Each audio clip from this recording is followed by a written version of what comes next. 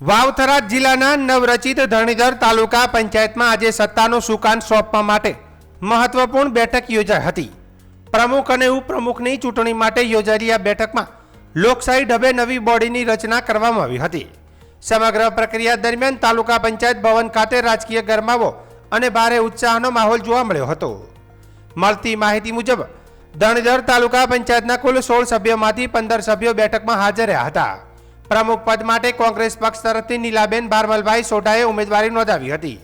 તેમની સામે અન્ય કોઈ ઉમેદવારે ઉમેદવારી ફોર્મ ન ભરતા ચૂંટણી અધિકારીએ નીલાબેન સોઢાને બિનહરીફ પ્રમુખ તરીકે જાહેર કર્યા હતા। તેમની વરણી થતાં કોંગ્રેસ કાર્યકરો અને સમર્થકોમાં ખુશીની લાગણી છવાઈ ગઈ હતી। તો બીજી તરફ ઉપપ્રમુખ પદ માટે રાજકીય રસાકસી જોવા મળી હતી। આ પદ માટે 2 ઉમેદવારો ઉમેદવારી નોંધાવી હતી। મતદાન પ્રક્રિયા બાદ ભાજપના હરજીભાઈ જેવતાભાઈ પટેલને 13 સભ્યોનું સમર્થન મળતા તેઓ ધણીધર તાલુકા પંચાયતના ઉપપ્રમુખ તરીકે વિજેતા જાહેર કરવામાં આવ્યા હતા। ઉલ્લેખનીય છે કે નવી રચાયેલી ધણીધર તાલુકા પંચાયતની કુલ 16 બેઠકોમાંથી ભાજપે 13 બેઠકો પર જીત મેળવી બહુમતી હાંસલ કરી હતી, જ્યારે કોંગ્રેસને 2 બેઠકો અને 1 બેઠક અપક્ષ ઉમેદવારને મળી હતી। આમ ભાજપ પાસે સ્પષ્ટ બહુમતી હોવા છતાં પ્રમુખ પદે કોંગ્રેસના મહિલા સભ્યની બિનહરીફ વરણી થવી રાજકીય વર્તુળોમાં ચર્ચાનો વિષય બન્યો છે। તો બીજી તરફ ભાજપે ઉપપ્રમુખ પદ મેળવી સંતોષ માન્યો હોવાનું પણ રાજકીય જાણકારો માની રહ્યા છે। ચૂંટણી બાદ તાલુકા પંચાયત ભવન ખાતે કાર્યકરો અને સમર્થકોની ભારે ભીડ જોવા મળી હતી। બંને પક્ષોના સમર્થકો દ્વારા શુભેચ્છાઓ પાઠવી ઉજવણી કરવામાં આવી હતી।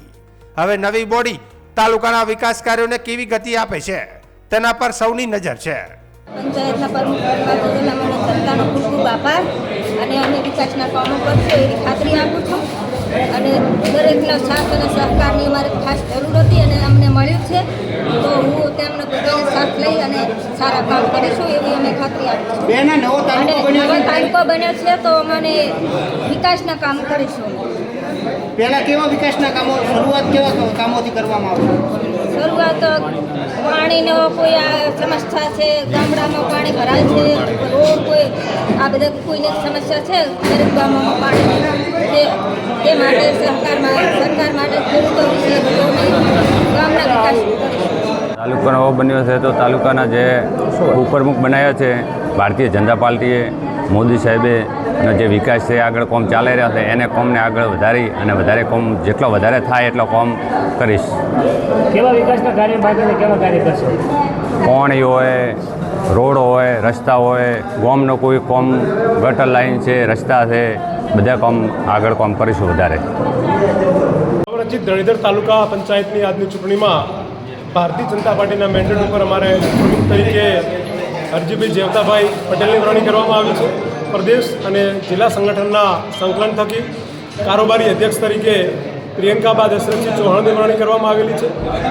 પક્ષના નેતા તરીકે પ્રવીણભાઈ લાલાભાઈ પ્રજાપતિની વરણી કરવામાં આવી છે અને દંડક તરીકે અમારા નરસિંહભાઈ બાંદાભાઈ ચૌધરીની વરણી કરવામાં આવી છે। ત્યારે આ તમામ હોદ્દેદારોને આજના તરીકે શુભકામનાઓ પાઠવું છું અને આજે આ ધણીધર તાલુકાના તમામ મતદારોનો પણ અમે આભાર માનીએ છીએ કે ધણીધર તાલુકા પંચાયતની ચૂંટણીમાં 16માંથી 12 તાલુકા પંચાયતમાં ભારતીય જનતા પાર્ટીના ઉમેદવારોને જ્વલંત વિજય બનાવ્યો હતો।